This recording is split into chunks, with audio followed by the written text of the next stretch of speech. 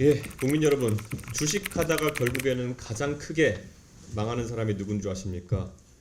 바로 처음에 별다른 고민도 없이 운으로 돈을 번 사람입니다. 흔히 신참자의 운, 개업발이라고 하지요. 초반에 운 좋게 돈을 벌면 사람은 흥분합니다. 마치 내가 워런 버핏이라도 된 듯 착각합니다. 그러다 결국 브레이크 풀린 차처럼 폭주하다가 크게 망할 수 있습니다. 저는 지금 이재명 정권이 그런 개업발 정부가 되지 않기를 바랍니다. 계엄 정국이라는 구조적 눌림목이 풀린 것을 자기 실력이라고 착각하고 폭주하면 안 됩니다. 최근 코스피 지수가 보여주듯 국민 경제의 신뢰는 흔들리고 있습니다.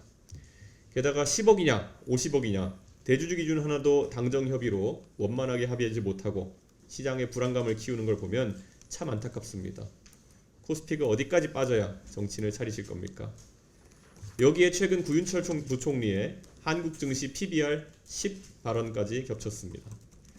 젊은 세대가 경제를 바라보는 관점과 언어, 그리고 기성세대의 주안점이 얼마나 다른지를 보여주는 명백한 촌극이었습니다. 국민들은 대통령께서 과거에 작전주로 돈 좀 벌어봤다는 무용담을 늘어놓는 것보다 작전주가 아니더라도 정당하게 돈을 벌 수 있는 구조적인 변화를 만들어달라고 요구하고 있는 것입니다.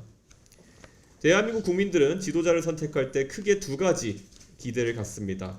첫째는 품성을 기대하며 선택하는 도덕적 지도자, 둘째는 실력을 기대하면서 뽑는 실용적 지도자입니다.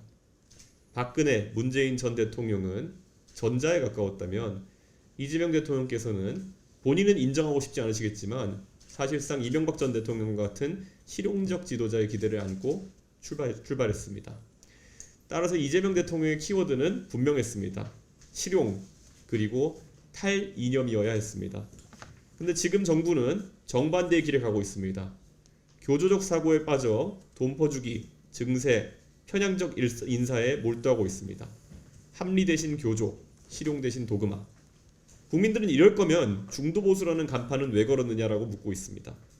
대통령께서는 후보 시절 스스로를 중도보수라고 규정했습니다.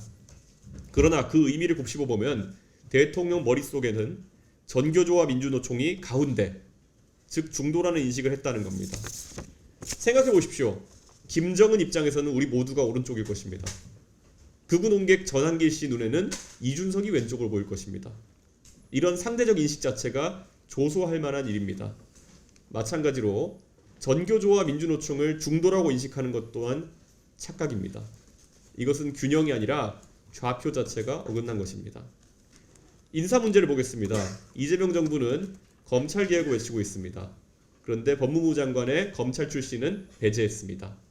아마도 당사자주의가 자신의 출신 집단에 대한 온정주의를 가져올 수 있기 때문일 것입니다. 그렇다면 교육부 장관은 어떻습니까? 전교조 출신을 안 치면서 균형을 말하지만 실제로는 균형이 전혀 없을 겁니다. 교총 출신 교육부 장관을 찾으려면은 1990년 노태우 정부까지 거슬러 가야 됩니다. 이번 지명자가 SNS에서 했던 수많은 과격한 표현은 교육정책의 수장이 되기에는 매우 위험해 보입니다. 관용차를 인도에 세웠다는 지적이 여러 번 있었다면 그것은 우리가 경계하는 갑질 DNA가 몸에 밴 것입니다. 그리고 천안함 피격 사건을 두고 이스라엘 잠수정과 충돌했다라는 음모론을 믿었다면 그것도 황당합니다. 제가 지난 대선 토론 때도 짚었지만 천안함 관련 음모론을 믿을 정도면은 부정선거도 믿었을 가능성이 높습니다. 그런데 이러다가 교육부 장관 청문회에서 최규진 후보자가 과거에 부정선거는 안 믿었는지 따져물어야 할 판 아닙니까? 며칠 뒤 대통령께서는 아주 중요한 정상회담에 나가십니다. 그런데 미국 정부가 우리 신정부를 어떻게 보겠습니까? 한쪽에는 민주노총 출신 노동부 장관, 다른 한쪽에는 전교조 출신 교육부 장관 후보자. 아무리 마가니, 마스가니 하는 글자가 쓰인 모자를 쓰고 친한 척 웃는다 해도 그것은 파트너십이 아니라 기만 행위로밖에 보이지 않을 것입니다. 외교 무대에서 국격이 추락하는 모습을 국민들이 지켜보게 돼서는 안 됩니다. 이재명 대통령께 간곡히 말씀드립니다. 최규진 교육부 장관 후보자의 지명을 지금이라도 철회하십시오. 청문회에서 더 큰 사고가 터져 국민에게 실망을 주지 않도록 하는 것이 최소한의 공적 책임입니다. 지금 필요한 것은 교조적 고집이 아니라 실용적 균형 감각, 패거리식 인사가 아니라 국민에게 희망을 주는 인사입니다.